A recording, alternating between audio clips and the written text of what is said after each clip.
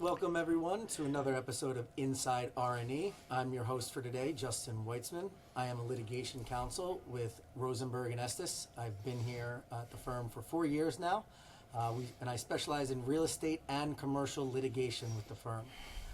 Today we're going to discuss a hot topic in the real estate industry facing many of our property owner clients, and that is gas, and more specifically Local Law 152. And I'm honored to have with me here today somebody who is well tuned with the gas industry and Local Law 152, and that's Bill Weidner. He's managing partner of KeepMyGas, who are leading the industry here in New York City with assisting property owners with compliance with Local Law 152. Good morning, Bill. It's great to see you. Justin, thank you so much for having me today. I am very honored to be a guest on Inside R&E, the podcast. And it's great to have you. Now, I could read off your experience and your expertise, but I think you may be in a better position to tell us who you are, what you do, and what KeepMyGas does. All right. Well, KeepMyGas is a company that facilitates compliance with Local Law 152, but there's been a long journey to get there. And it started with real estate brokerage a really, really long time ago. Not going to say exactly how long. And then after real estate brokerage, there was quite a bit of time in the real estate appraisal industry. Worked for a commercial real estate appraisal company, and I headed up their residential area. So I did get a lot of exposure to commercial real estate and commercial real estate appraisal. Then after that, I took a year and a half off and went skiing. That was fun. And then when I got back, I decided to get into the mortgage business because when I was in the appraisal business, I thought I could do the mortgage business better than most of the clients that I was doing the appraisals for. So I was in the mortgage business for 11 years. That was fantastic. Finished up with JP Morgan Chase in Manhattan. And I did it up in Westchester, out in Utah, and then finished up, like I said, with JP Morgan Chase in Manhattan. Then after that, I did business development for a startup general contracting company in Manhattan. And that was really the foundational experience that helped me understand what it is to navigate the city of New York and the Department of Buildings and the other agencies. And from there, I decided to get into commercial investment sales. That's how my podcast, Realty Speak, came to be. In February of 2018, we now have 57 episodes, and actually this will be featured as episode number 58, as well as being on your podcast, Inside R&E. So at the end of 2019, my brother, who is a licensed master plumber, I had a conversation with him, and I said, what is this Local Law 152? And he told me this is going to be gas piping inspections and that he was going to be doing them. And for some reason, I believe that there was a business opportunity for he and I to actually help building owners and property managers and all the other stakeholders deal with Local Law 152. I just had a sense it was going to be more complicated than everyone thought it was going to be. And lo and behold, I was correct. And so I just really dove into it, did a lot of research. We were trying to launch by March of 2020. 2020 is when the law first began to be enforced by the Department of Buildings. But we all remember what happened in 2020, especially March. So we were delayed until July of 2020. And we were 4 years old this past July. So we'll get into Local Law 152 in a second and just how correct you were on how complicated it was going to be and how complicated it has become. But looking at your credentials, it's safe to say that you've been in the real estate industry for a long time now and you know real estate. And the thing is that's why the partnership between my brother and I was just so brilliant, because I call him the pipe whisperer. Sometimes I say to people, he doesn't talk to people, but he definitely talks to pipes. He knows gas piping inside and out. And I understand the real estate, and I understand the challenges of what the property owners and the co-op and condo boards and other stakeholders are going through to comply with this law. And I just felt that he and I, as a partnership, would be perfect. So his plumbing company, DW Plumbing, is the one that does all the local law 152 inspections. And then I handle everything else, which is all the initial conversations, explaining to people what's going to happen, setting up the appointment. And then after my brother goes there, receiving the information from him, communicating that to the owner of the building or the property manager, preparing and taking care of all the paperwork, and then filing it, making sure that everyone gets deliverables by both email and also regular mail. And if there's anything that needs to be fixed, I also help my brother with project managing that so we can get people to the finish line. And that's very important. You want to get to the finish line with Local Law 152. Sometimes people think, oh, I'm going to have an inspection, then I'm done. And that's really not the case. You need someone that's going to hold your hand and make sure that that final GPS2 has been filed and that you as the stakeholder have received the confirmation email from the Department of Buildings. Because unlike all other compliance, Local Law 152 is not part of DOB now.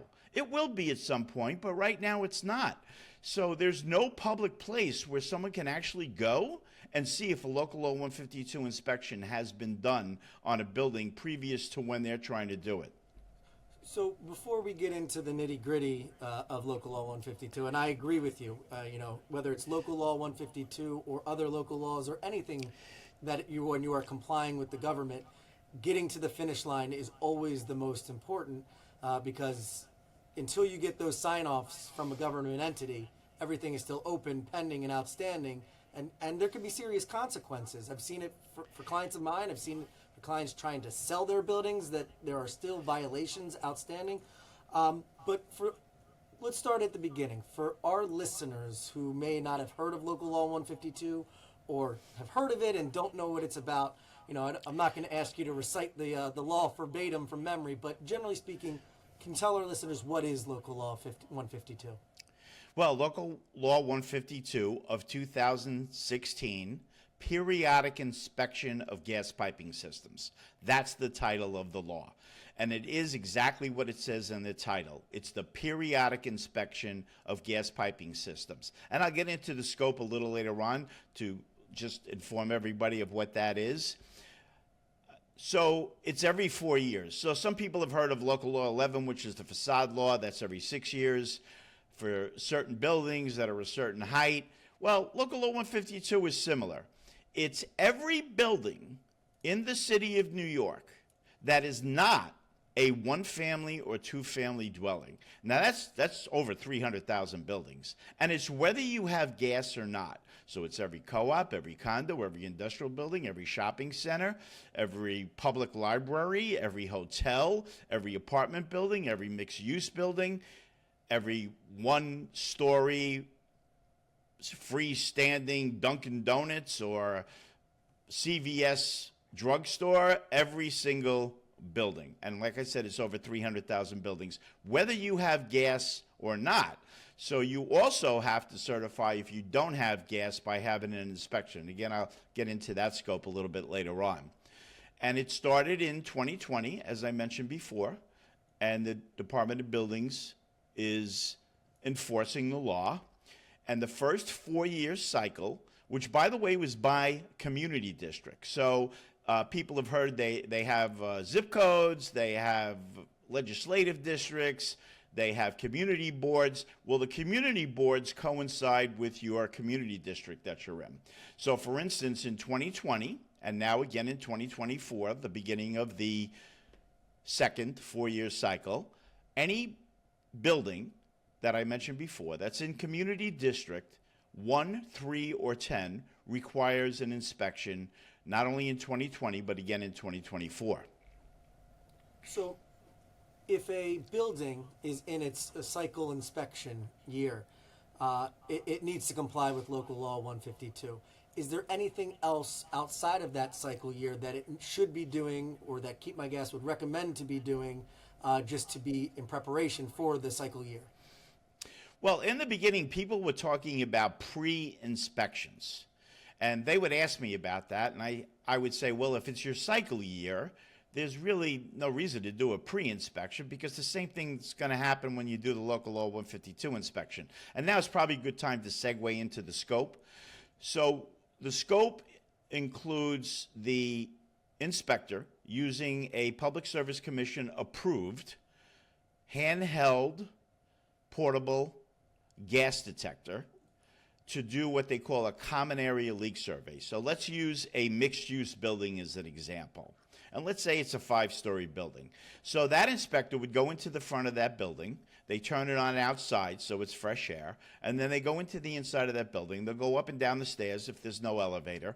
And they'll walk around each door with the gas detector and make sure that no gas is leaking from inside an apartment, because you don't go into the apartments. Tenant space is not included.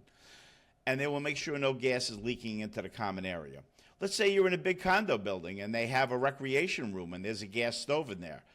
The inspector would go into that area and check that there's no gas leaking from any of the gas utilization equipment in that area. Let's say there's a laundry room, a separate laundry room. He would go, and they have gas dryers. He would go into that area.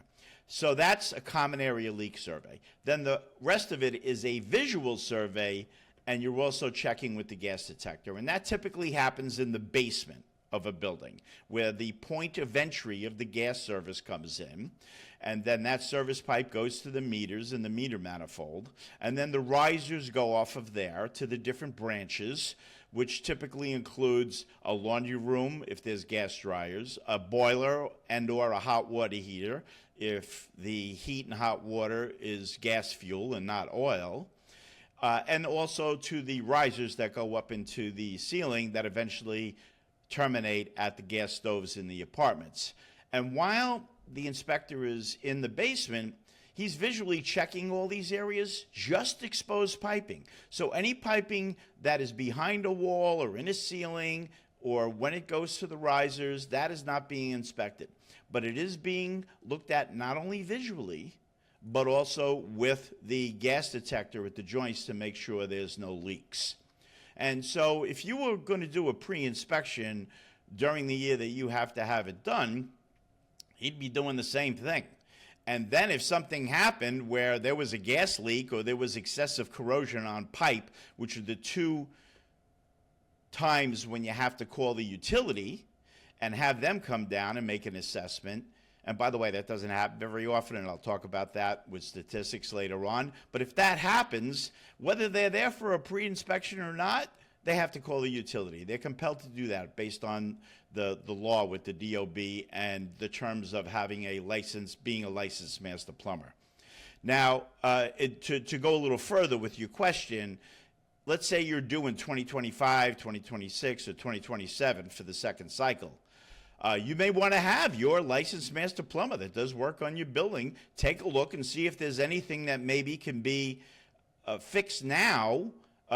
By the way, again, if there's a gas leak, they got to call the utility, and the utility comes down and determines what they're going to do, which sometimes results in an interruption of gas service. And again, that doesn't happen very often, but it does.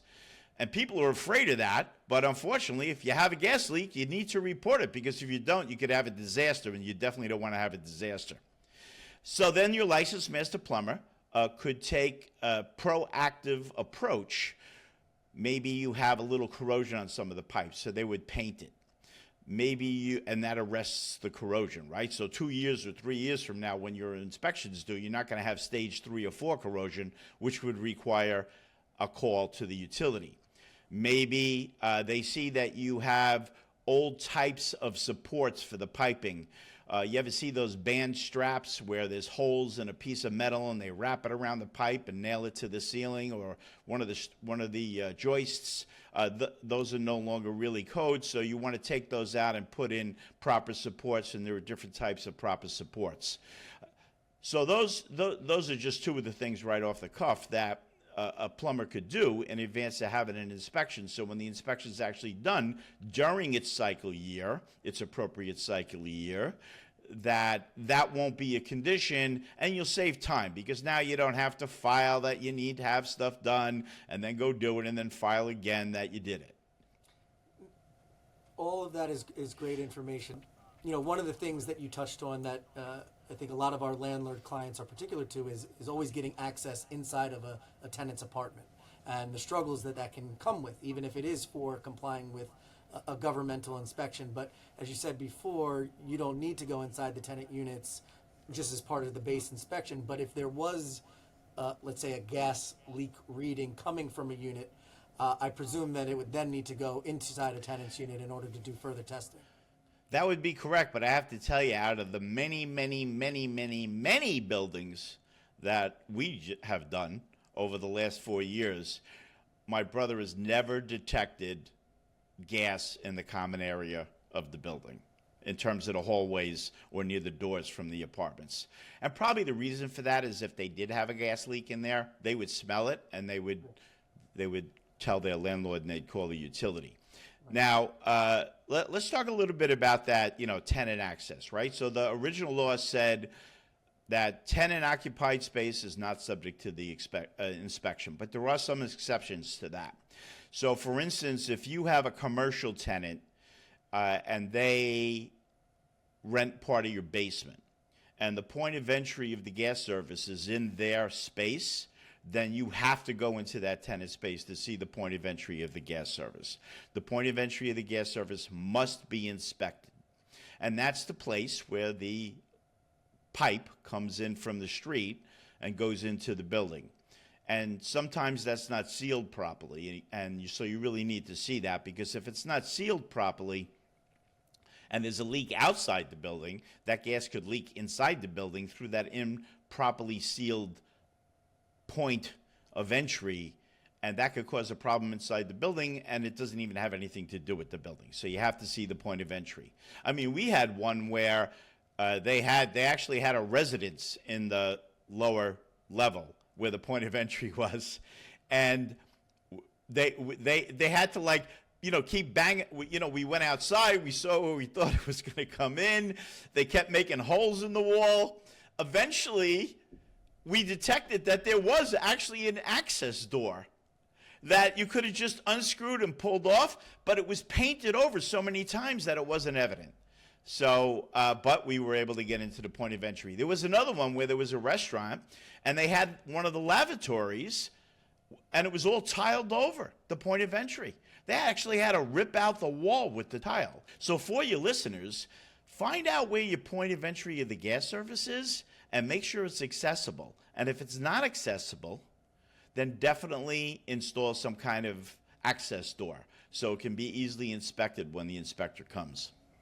Now, you mentioned something that I think will also stick with a lot of our listeners or a lot of R&E clients. Is a lot of our clients actually lease commercial, retail or street level space to restaurants. Is there something additional that's required under the law when inspecting a building that has a restaurant tenant? Because typically their gas use is different or in excess of what is in a typical apartment of a tenant. Well, it's funny that you bring that up, Justin, because right now the answer to that question is no. You do not go into that commercial space unless, of course, like I said, you need to go through it to access the other things that you're supposed to be taking a look at in the basement.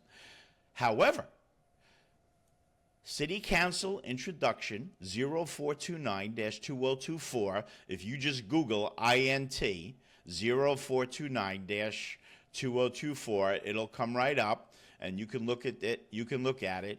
This is going to be an iteration of Local Law 152 that includes a lot of different things that have to do with the gas code and qualifications of licensed master plumbers and people that do gas work.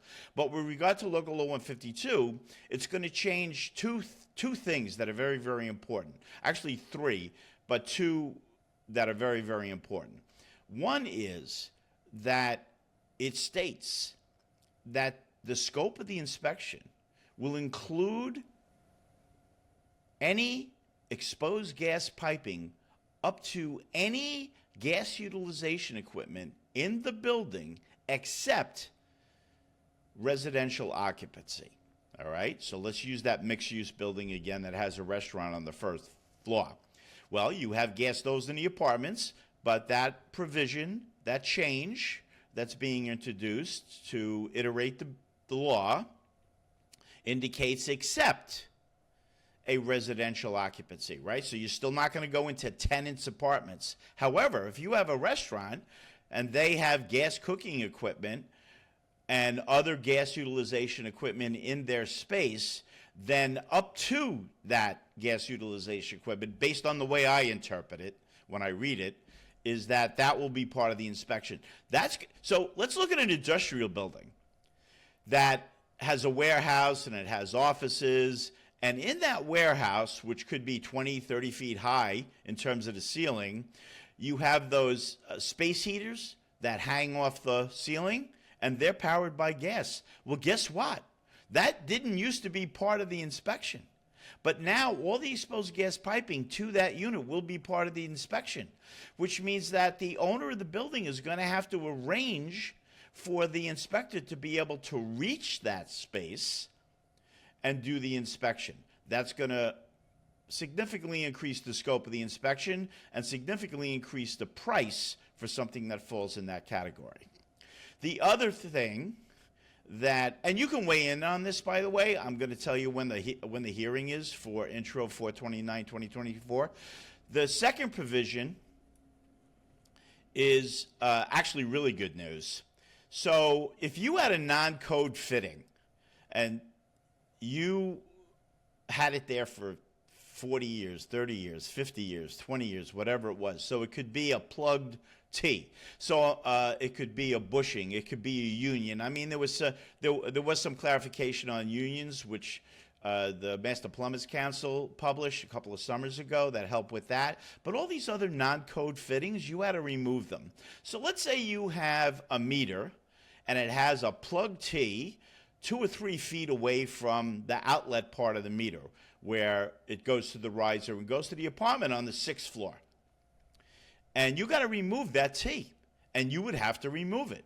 You have to file a limited alteration application in LAA with the Department of Buildings and do a pressure test. Now, if that's an old building, pressure test is probably not going to pass because the pressure test uses higher pressure than the pressure that the gas coming into the line uses. So chances are it's not going to pass the pressure test. Once you don't pass a pressure test on a gas line, you got to replace that whole line. Well, remember, I said this thing was on the 6th floor. Now you got to run new gas piping all the way up to the 6th floor.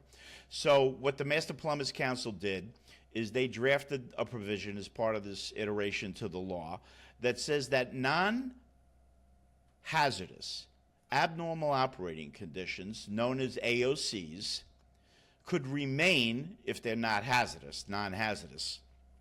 Now, who's going to decide that after this becomes part of the law? I know the Department of Buildings looks like they're going to have that responsibility. What that process is going to be, that's not clear yet. I hope they really dial that in so that it's easy. But that will eliminate the need to actually go ahead and replace these lines. So, in effect, those things will be grandfathered. Now, if you ever did any work on that line in the future, you would have to replace the whole line and you would have to remove that T because then it would have to be under the new code because you would be applying for whatever work you're doing under the new code. Now, the good news is that the Department of Buildings is already kind of embracing this approach. So what we've been doing since March is we will send an email to the Department of Buildings with a picture of the non-code fitting, and we will ask if it can remain. And then they typically respond. There's only once where they responded no, and it was actually not the typical situation. They will respond yes, so long as it was not hazardous at the time of the inspection. And then we just note the GPS 1. By the way, there are two forms, a GPS 1 and a GPS 2. The GPS 1 is the report where we kind of list everything that was observed at the inspection. That does not go to the Department of Buildings. And then the GPS 2 is the thing that gets filed with the Department of Buildings, and it simply indicates that nothing was observed or something was observed and you have time to fix it. We will just note on that GPS 1 form, which is the report that the owner gets, that we observed this condition. We queried the Department of Buildings.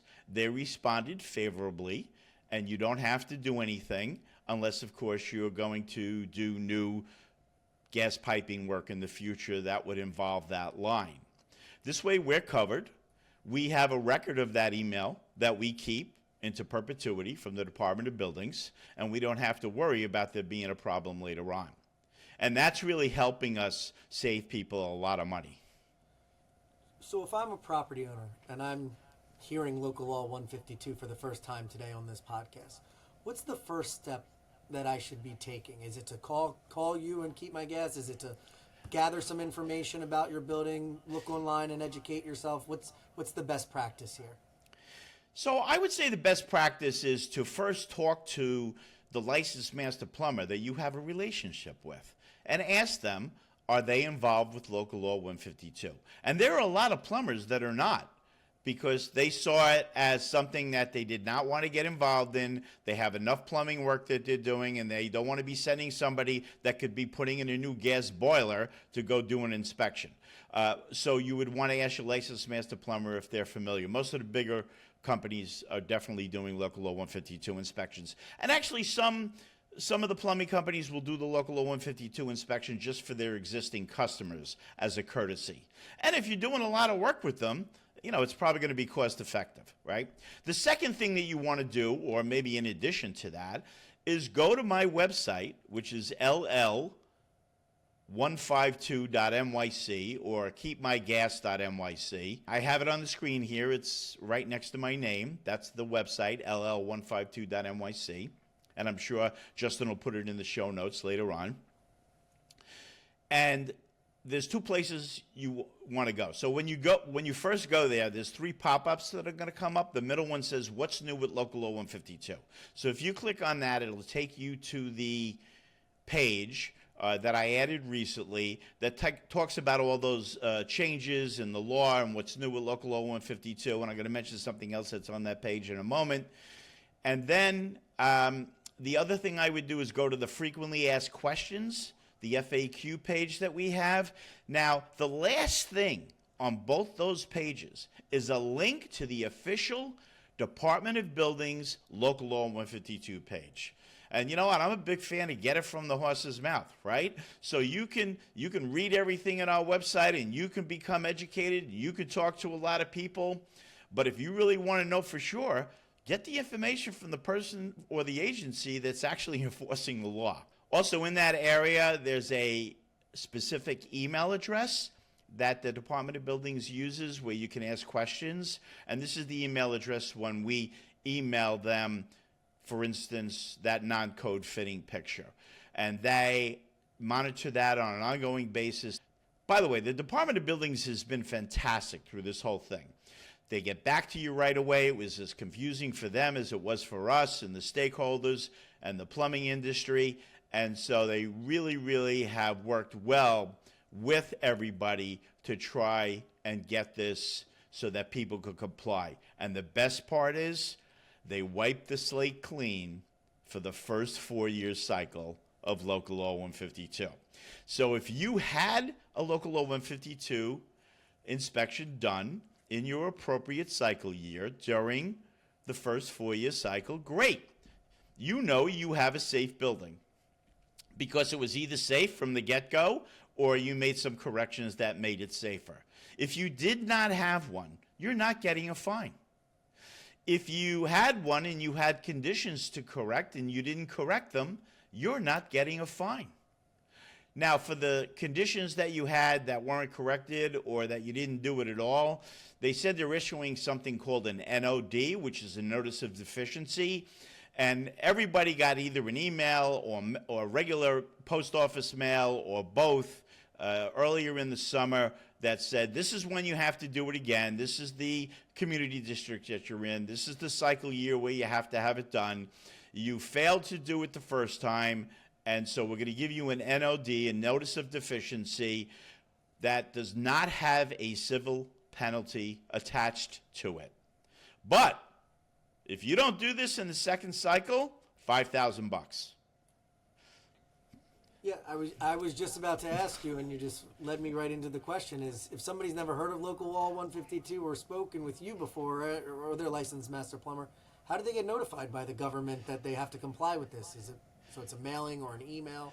It didn't really happen as it should have in the beginning, and that really had a lot to do with the pandemic. So people would call us all the time and say, "What is this? I don't even know what this is."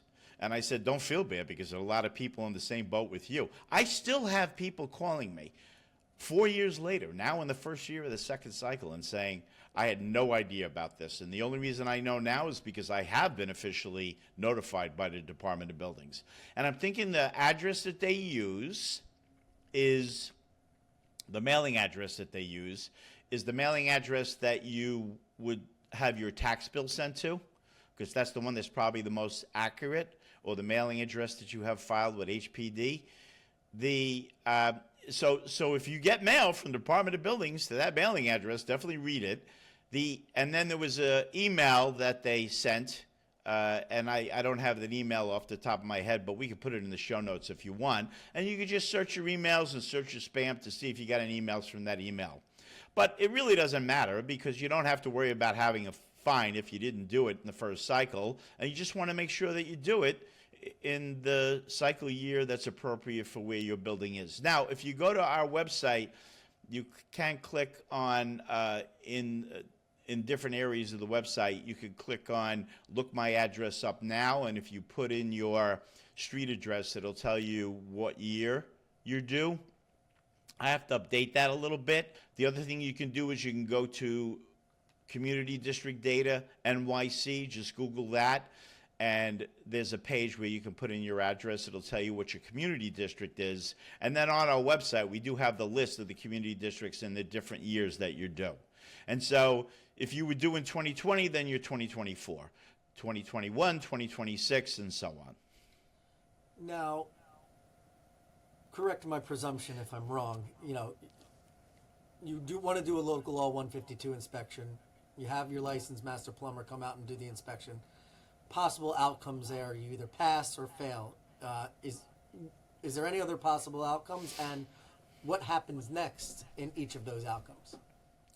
So there were three outcomes. The first outcome is that everything goes well. There's no conditions to correct. I wouldn't really call it a failure. It's not a failure.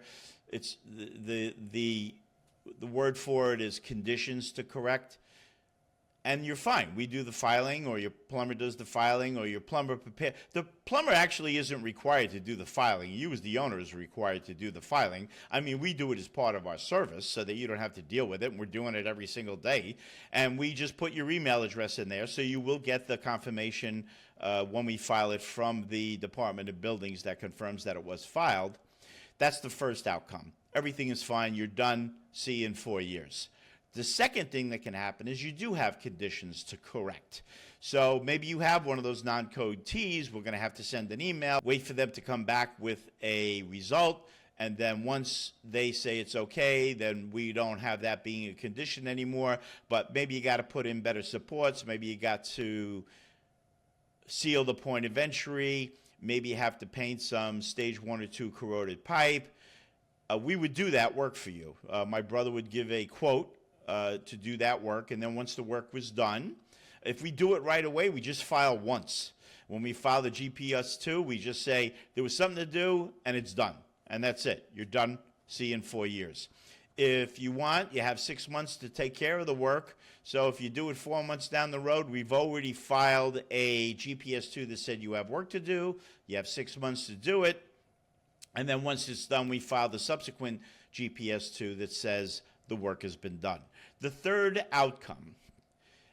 Oh, and by the way, 43% of the time of all the buildings that we have done, there's been something to correct, so almost half the time.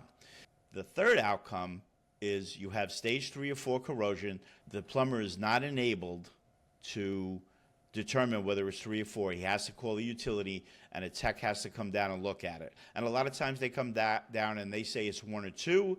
We make a note of who came down so that if there's ever a problem later on, we have a record that the utility said it was okay. If it's 3 or 4, there could be an interruption in gas service depending on where it is.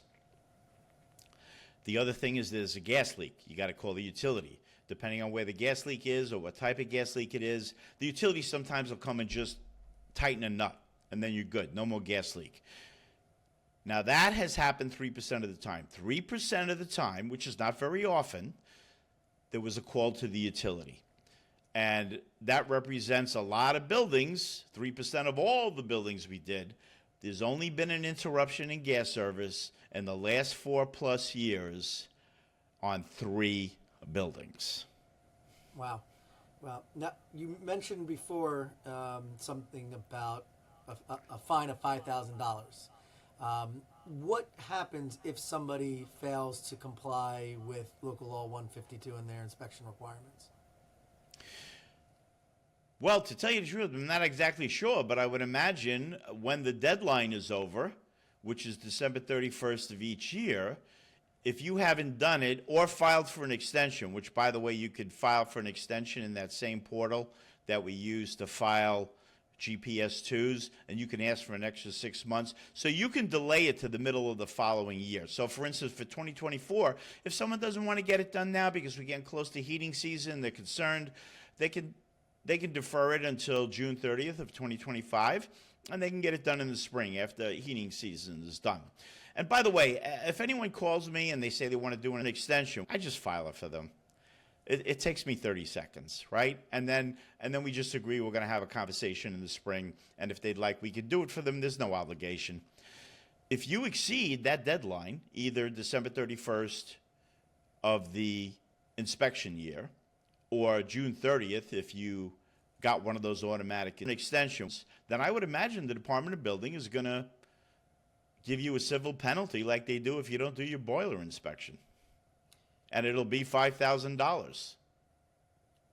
No. And I would say if you didn't do it the first cycle, and then you don't do it the second cycle, I don't think going to a hearing is going to help. You're going to be paying $5,000. And you know what? If someone has a portfolio of buildings, 10 buildings, and they don't do it, that's $50,000. I would want to avoid that. And the other thing is, why wouldn't you want to do this?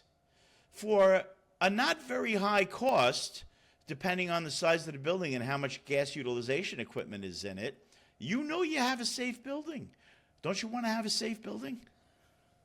I would 100% agree with you. You know, it's especially because, you know, when you're dealing with landlords, the money that comes in versus their overhead and costs. You know, the last thing you want to do is pay fines and violations that you wouldn't have ordinarily had to pay had you just complied.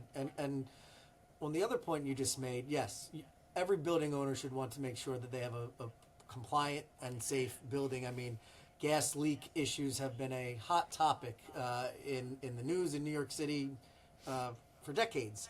But that leads me to my next question is that, you know, a lot of these local laws that the government enacts, there's always a process, right? When they first enact them, everybody has to always interpret them. And then when they have enough years of life, there's more guidance on them, or they alter language as it's being put into practice. And the laws are always well-intentioned. Local Law 152 is certainly well-intentioned in that they want to make sure that people are inspecting their gas piping, that they're compliant to prevent gas leaks. But as you look at the law now and how it's evolved, you know, is it practical? Is there anything that you would like to see changed that would make it a little more efficient in whether it's the compliance portion, the inspection portion, or the administrative portion aspect of the law? Well, I would love it to see it more automated.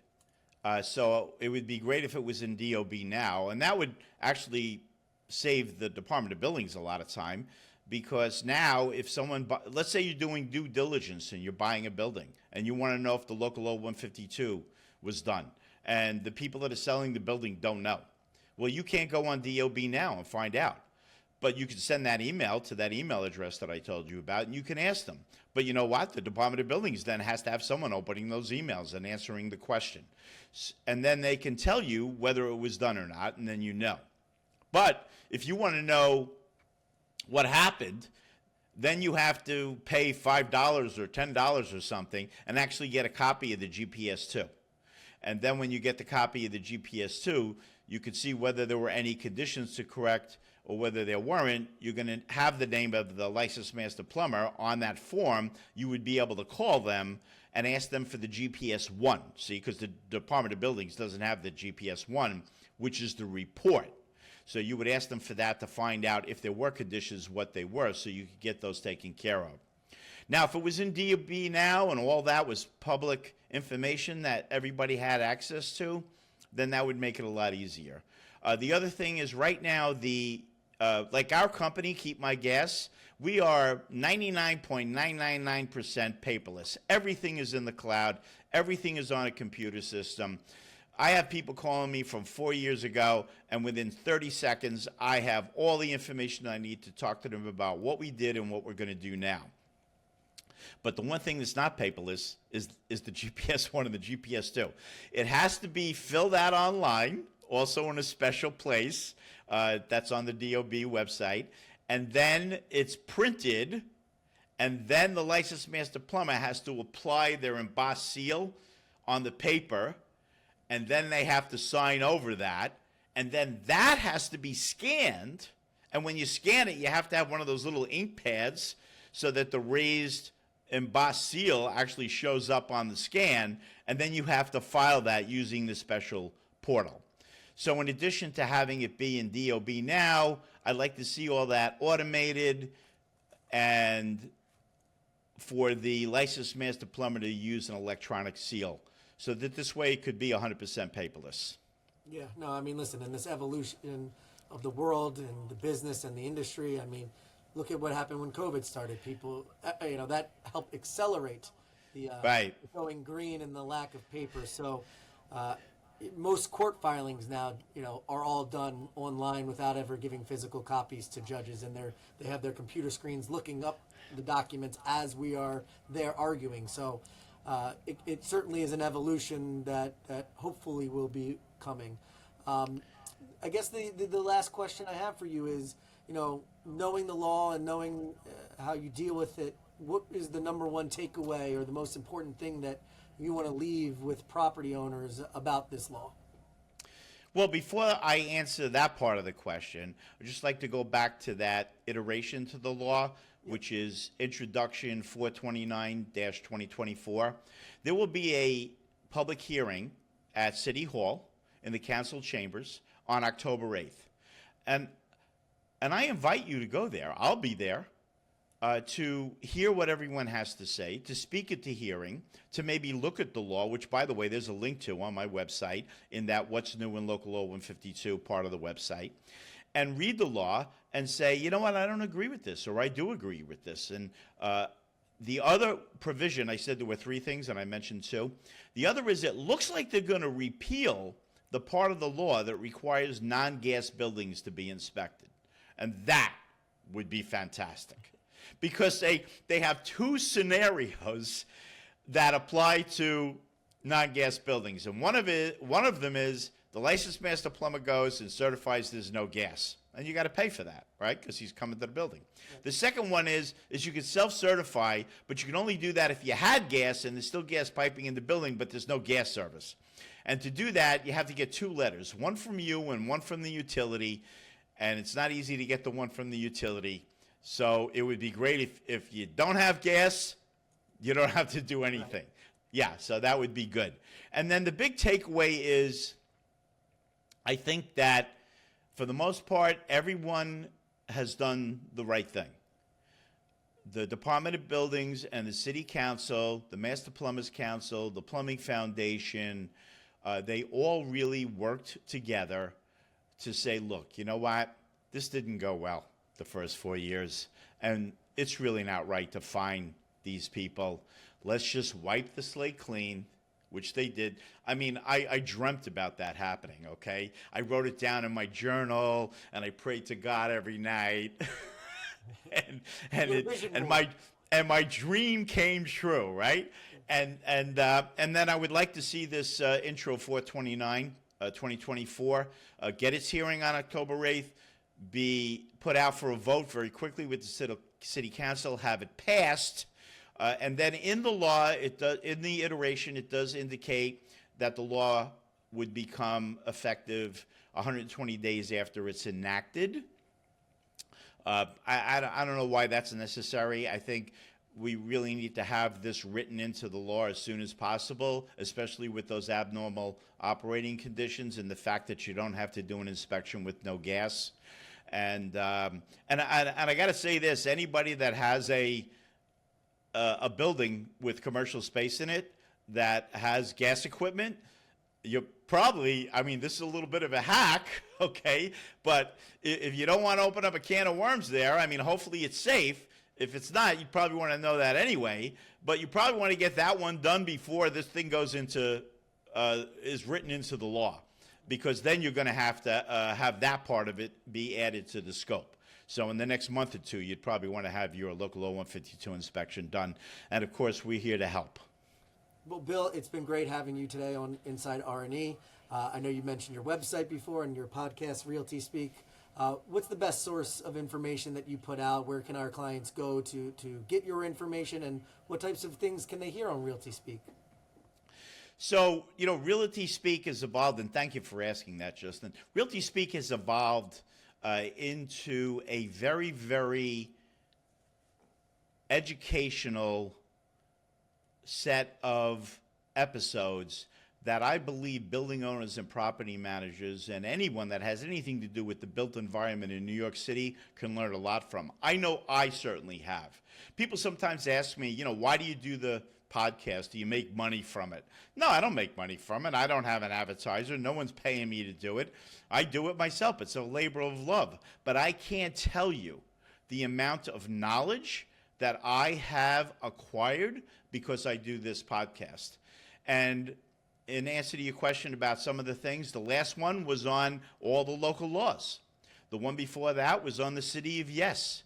We did one, episode number 51. Anyone that has residential real estate should definitely listen to that one. Episode 51 is about Anthos Home, which is a non-for-profit that's actually filling the gap and facilitating the ability to get a paying, approved voucher holder into your residential apartment. And I implore you to listen to that podcast so that all your unjustified biases, which you're not supposed to have, by the way, because of fair housing laws, go away. And feel free to reach out to me to actually speak with them. To reach me, you could just email me at bill@keepmygas.nyc. That's bill@keepmygas.nyc, not .com, .nyc. And you can call me. I only have one phone number. It's my cell. You can call me or text me at 917-232-8529. 917-232-8529. And please listen to Realty Speak. I think you're going to love it. Yeah, if I can say something to our listeners, even if you don't want to say to yourself, oh, I don't need another podcast, I'm listening to too many already. If you're interested in real estate and you're interested in real estate in New York, listen to Bill's podcast, because there is a wealth of information and knowledge that is on there, some of the guests that Bill has, and it is really a great resource for information for things that you might not know about in the real estate world in New York City. And always be willing to reach out to me. Feel free for me to be a resource to you. No transaction required. And if you have a question about anything in the industry, if I don't have the answer, I definitely know someone who does, and we will get that answer to you. So feel free to use me as a resource. Well, thank you, Bill. It was great having you on another episode of Inside R&E. Again, I'm Justin Weitzman. I am counsel with Rosenberg and Estes. You can contact me at jweitzman@rosenbergestes.com, or you can just go to our firm's website, and all of my contact information is there. It was great having you, Bill. Look forward to doing it again. Justin, this was fantastic. I really feel very honored to have been part of the podcast, and look forward to working with you again.